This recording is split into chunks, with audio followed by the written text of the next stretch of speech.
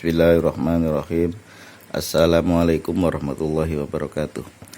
Pagi ini saya akan bercerita tentang karomah dan keberkahan surat Al-Waqiah yang pernah saya alami beberapa tahun lalu ketika saya KKN di Sabang pada tahun 2000. Sekarang udah 2022, udah mau akhir, udah bulan Desember, berarti udah 22 tahun kisah ini.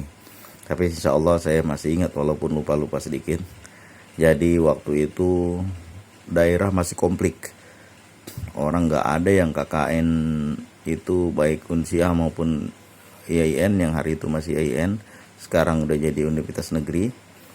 Itu gak ada satupun yang KKN di daratan, karena mengingat daerah masih komplik dan sangat berbahaya untuk KKN.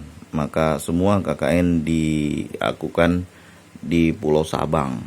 Sebenarnya saya hari itu udah hampir-hampir nggak pergi KKN karena kiriman pun udah nggak ada dari orang tua di saat akhir-akhir ini. Tapi alhamdulillah, sebagaimana kisah yang saya utarakan tentang keberkahan surat Al-Waqiah di video yang sebelumnya, yaitu ketika rezeki datang di saat paling sulit. Nah, itu judulnya. Nanti yang belum tahu silakan untuk menyaksikan itu di video saya, di scroll aja, insya Allah dapat itu. Banyak juga hikmah dan karomah surat Al-Waqiah untuk rezeki yang saya rasakan. Bayangkan pada saat itu kita sama sekali nggak ada pekerjaan, nggak ada pemasukan di akhir-akhir masa kuliah. Bagaimana kita mau kerja? Daerah konflik, orang yang kerja aja kesusahan.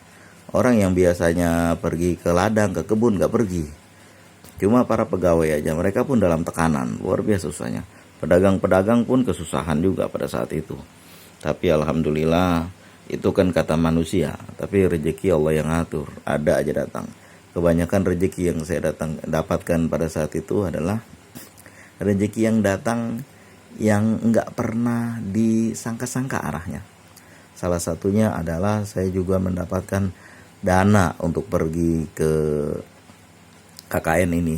Waktu itu biaya KKN tahun 2000 adalah 2,5 juta. Itu entah saya lupa apa termasuk udah makan atau belum. Rasanya belum termasuk makan. Kalau kita pikir-pikir kok mahal sekali ya. 2,5 juta itu untuk apa? Ya naik kapal kan kalau kita hitung secara mandiri nggak segitu. Tapi alhamdulillah lah, ketika saya bertemu dengan beberapa kawan, dia bercerita juga, dia itu hampir-hampir juga nggak pergi KKN.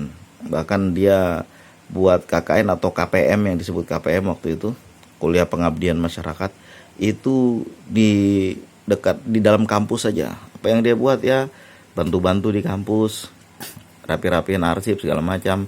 Tapi nilainya B, katanya nggak apa-apa B juga. Tapi kalau saya hari itu nggak mau.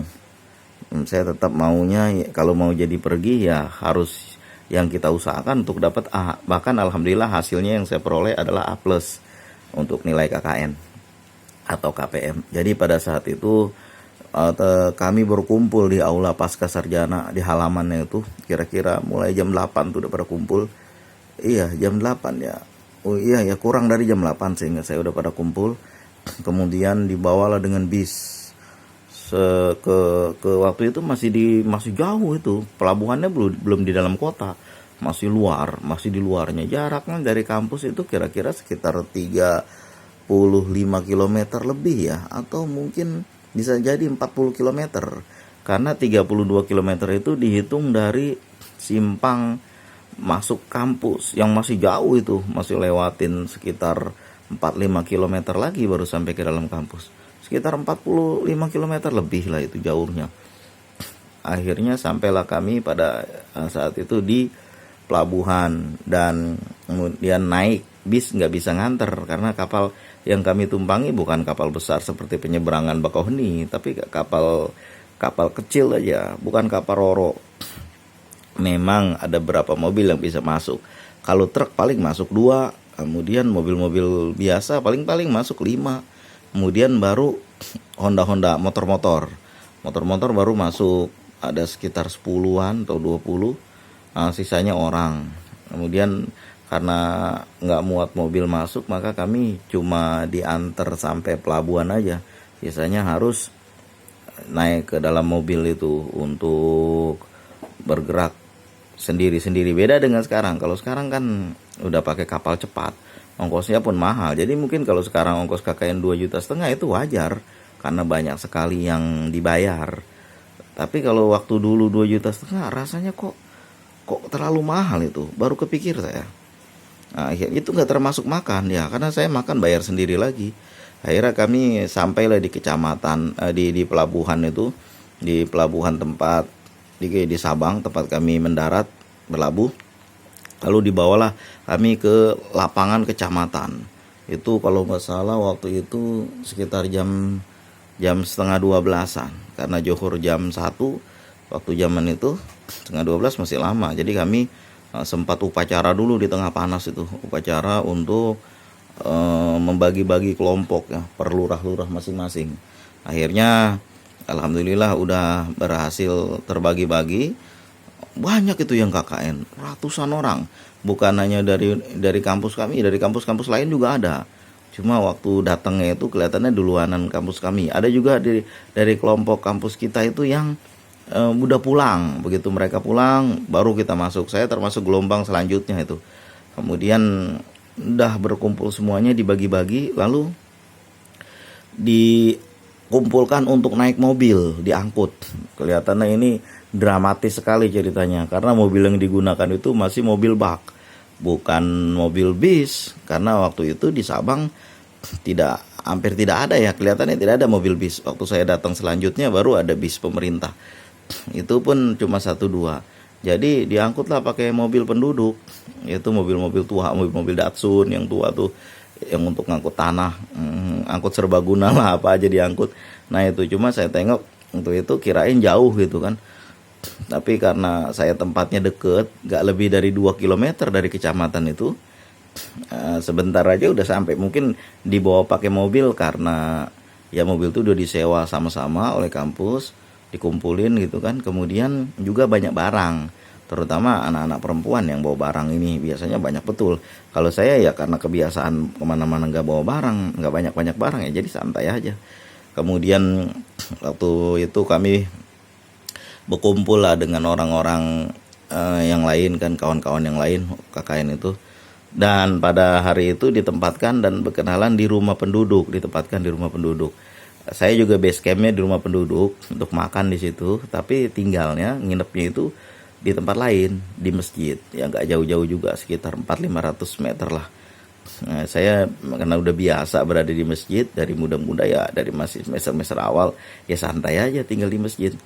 Kemudian juga di atas, jadi masjid itu enaknya gini, karena dia dari beton, waktu hujan dia jadi hangat, dan kalau panas dia menjadi dingin. Nah itu jadi enaknya begitu. Dan air juga berlimpah, nggak ada masalah apapun tentang air. Kemudian makan ya tinggal pergi aja ke rumah penduduk ini, jalan aja gitu kan, sampailah. Nah anak-anak lakinya di masjid, sedangkan anak perempuannya di rumah penduduk. Esoknya kami baru berkumpul dengan Pak Lurah di kelurahan untuk berkenalan dengan Pak Lurah, lalu membagi-bagi. Nah di situ udah mulai terlihat, saya perhatikan kan, mulai kelihatan berkah dan karomah daripada membaca surat Al-Waqiah yang gak pernah saya tinggalkan, walaupun cuma 1 kali 1 malam itu. Rezeki banyak yang datang gitu kan. Pernah itu waktu KKN kami sedang, biasalah anak-anak KKN itu pengabdian fisik, pengabdian materi, pengabdian fisik, pengabdian rohani begitu kan. Berkumpul lah bersama-sama untuk membersihkan, untuk mengecat, untuk membersihkan suatu tempat gitu bersama-sama yang dipakai umum. Itu datanglah Pak Lurah waktu itu. Ya uang sih karena ada terus. Itu uang yang saya peroleh itu ada terus karena udah persiapan dari rumah, dan juga nggak banyak keluar uang kan. Di Sabang pada zaman itu mau beli apa? Yang paling warung-warung aja. Karena saya juga nggak banyak keperluan, jadi ya santai-santai aja, gak masalah keuangan. Tapi hari itu datanglah Pak Lurah bawa makanan waktu kami sedang kerja tuh. Ada kopi, ada ketan kuning, ada apa itu namanya, kue-kue, ada pisang, ada segala macam ada di bawah. Itu bukan sedikit bawahnya itu. Sampai ke bagian semua, bahkan berlebih itu, daripada kenyang masih ada juga. Selalu begitu, sering betul begitu. Makanan tuh nggak habis-habis. Dan juga waktu malam-malam misalnya ketika kami semuanya lagi bersiap-siap untuk merias balai untuk pertemuan itu, datanglah kopi, datanglah makanan gorengan waktu zaman itu ya, tahun-tahun itu.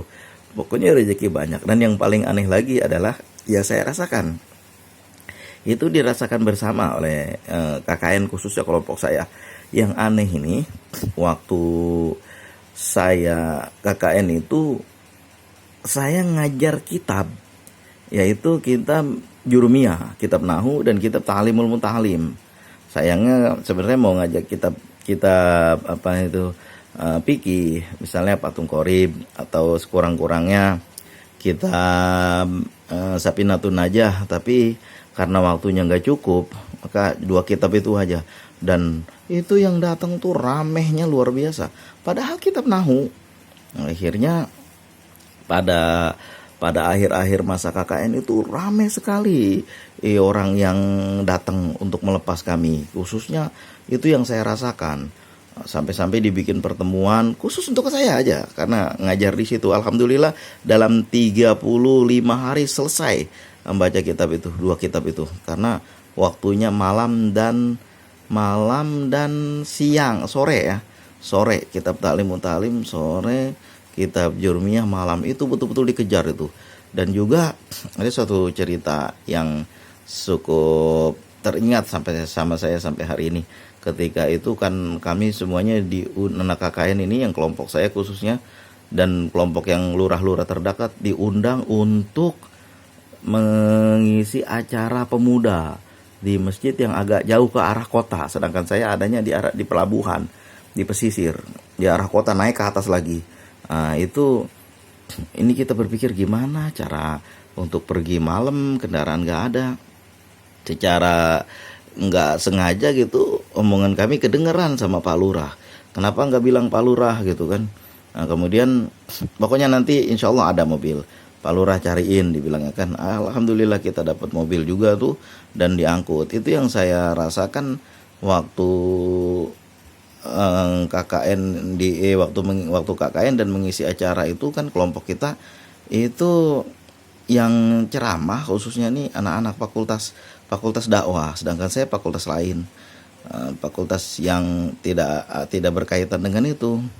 Kemudian waktu itu kan saya juga udah sedang kuliah di jurusan umum, bukan jurusan agama. Kemudian diledek-ledekin dah sama orang yang merasa dia lebih ngerti tentang dakwah. Kawannya itu suruh ceramah gitu kan. Jangan diam aja. Saya nggak ngomong apa-apa, saya diam aja karena panitia nggak nyuruh. Maka ketika panitia itu nyuruh, diminta untuk ceramah, barulah saya ceramah. Itu sudah 1 jam ceramah, nggak berhenti, nggak dikasih berhenti. Mungkin karena kajian yang kita buat itu bukan olah-olah kata. Jadi anak-anak di fakultas lain itu mereka olah-olah kata aja. Istilahnya apa ya? Retorika. Nah, sedangkan kita berdasarkan kitab-kitab yang kita kaji. Waktu itu kebetulan saya baca kitab yang sesuai dengan skripsi saya, yaitu kajian tafsir Ibnu Arabi. Itu panjang itu kisahnya itu, sehingga mungkin karena menarik sehingga nggak berhenti sampai 1 jam. Ketika itu saya merasa gimana ya, orang menjadi lebih perhatian kepada saya, dan juga panggung dikasih lah kepada saya gitu kan. Saya merasakan seperti itu. Lalu setelah itu barulah yang ngeledek-ledekin tuh nggak ngomong lagi, karena biar gimana pun kita anak pesantren salaf, nggak bisa main-main. Pesantren salaf itu kan dulu kita anak pesantren salaf, sebelum kita kuliah itu kita lama di pesantren. Dan saya paling sibuk karena harus kuliah lagi di fakultas lain, di universitas lain yang berdekatan dengan kampus itu, universitas bagian umum, dan 2 tempat saya kuliah. Akhirnya kajiannya lebih menarik gitu kan. Dan juga ketika ditanya di mana kuliahnya, nah gitu sama panitianya gitu, ketika ramah tamah ya saya cerita. Nah, jadi udah kayak gitu berkumpullah kita diajak semuanya setelah acara itu acaranya bahkan lebih dari jam yang ditentukan, udah masuk malam itu karena lama sekali. Saya mau berhenti ceramah pun jangan dulu, jarang-jarang ada kelihatannya, katanya begitu kan. Jadi sampaikan aja. Ya terpaksa saya mau nggak mau maju terus gitu kan, sampaikan terus. Akhirnya ketika acara udah selesai, nggak sangka itu yang kami diajak berkumpul, rupanya udah disiapkan makanan. Ya acara udah sampai agak malam, perut udah kembali lapar kan. Alhamdulillah dapat rezeki makanan juga. Makanan itu dihidang banyak sekali itu. Namanya juga di daerah pesisir ya, yang kebanyakan ikan dihidangkan. Nah ketika udah selesai acara itu, rame lah itu undangan ceramah yang dialamatkan ke saya, bukan dari kawan-kawan yang dari Fakultas Dakwah, tapi ke saya, khusus ke saya. Dari Pak Camat, bahkan dari Pak Wali Kota itu, sampai agak malam acaranya itu. Dan juga khutbah Jumat, kemudian ada majelis taklim. Jadi saya akhirnya sejak saat itu nggak bagian fisik lagi pengabdiannya, tapi bagian rohani. Nah, ketika ceramah, khutbah, kemudian ada pertemuan-pertemuan. Sayang juga hari itu udah menjelang, udah lewat bulan Maulid ya, udah agak jauh. Udah sekira-kira 1 bulan atau 2 bulan lagi mau bulan puasa. Jadi udah nggak ada rame maulid lagi di daerah. Biasanya kalau maulid luar biasa lebih banyak lagi. Tapi alhamdulillah lah, walaupun begitu itu rezeki berlimpah aja itu. Sampai-sampai ketika saya juga agak telat membayar uang untuk makan, itu ada aja bantuan, ada aja pertolongan itu, sehingga bisa membayar lagi. Waktu itu memang kita benar-benar nggak ada lagi bantuan dari orang tua, nggak dikasih lagi. Padahal saya kuliah 2 tempat, itu hanya tawakalna ala Allah aja, mohon pertolongan Allah supaya biar gimana pun ada rezeki. Ya sebagaimana yang saya cerita di video yang sebelumnya, bahwa rezeki itu mudah aja. Sampai alhamdulillah kan ketika KKN juga begitu. Dan pada akhir-akhir masa KKN itu selama 45 hari, kira-kira tinggal 2 hari lagi, itu banyak sekali hadiah-hadiah yang diberikan ke saya.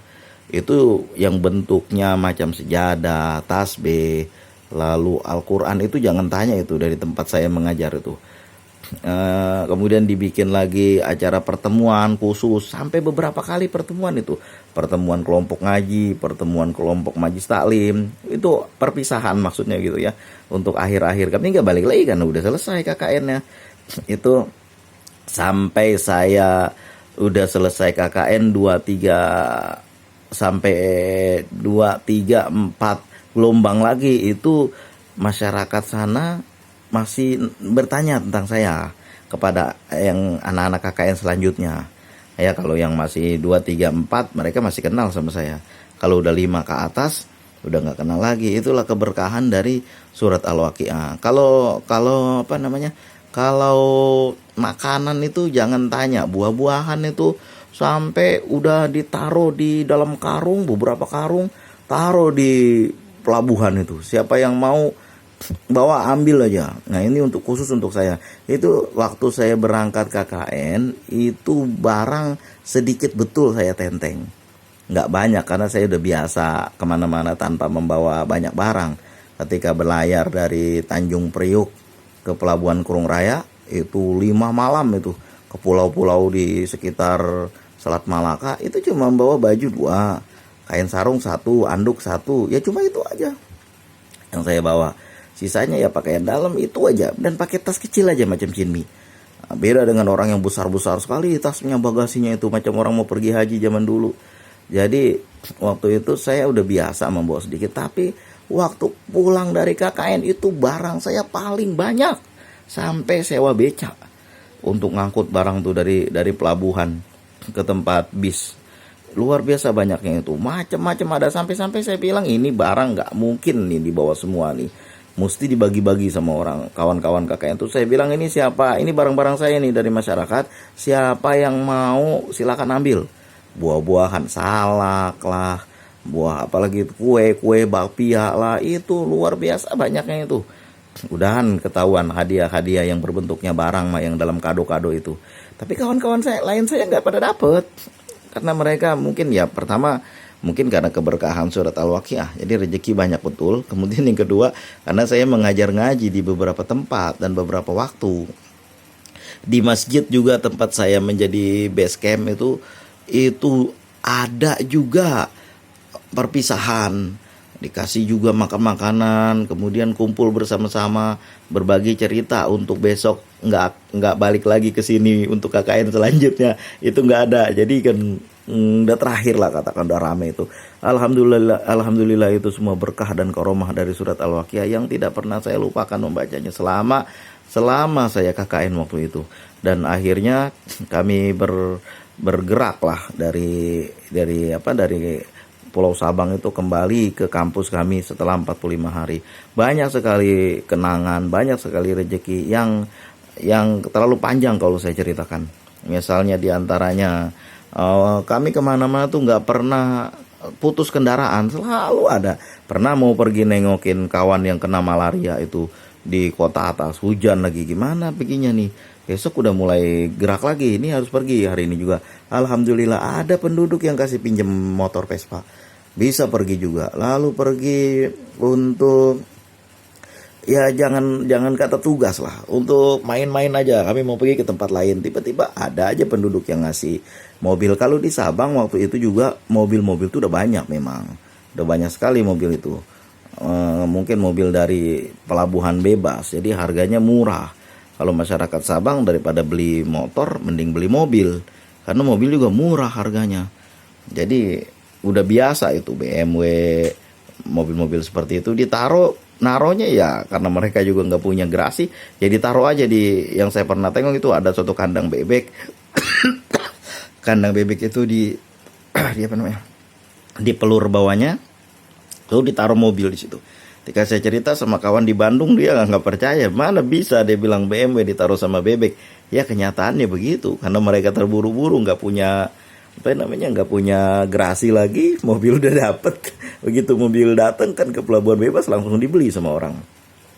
Yang paling mahal waktu tahun itu cuma 5 juta, itu pun mobil masih baru, plastiknya masih ada di kursi-kursinya, semuanya masih baru. Memang kalau di negara sebelah itu yang lebih maju dari kita, katanya kalau udah beberapa tahun ada batasnya, mobil nggak boleh dipakai. Masih bagus, 5 tahun atau berapa tahun tuh kan masih bagus tuh mobil tuh, masih kondisinya masih prima.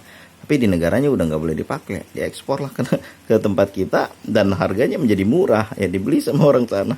Nah gitu kan, jadi banyak lah kendaraan yang kita dapat. Dan juga yang saya rasakan waktu KKN itu posisi kita itu dihormati oleh, jangankan masyarakat penduduk, oleh pejabat pemerintah setempat juga. Entah kenapa, saya juga nggak ngerti. Mungkin berkah dan karomah juga dari surat Al-Waqiah yang saya dulu nggak merasakan, nggak mempedulikan. Tapi kok ini beda gitu kan.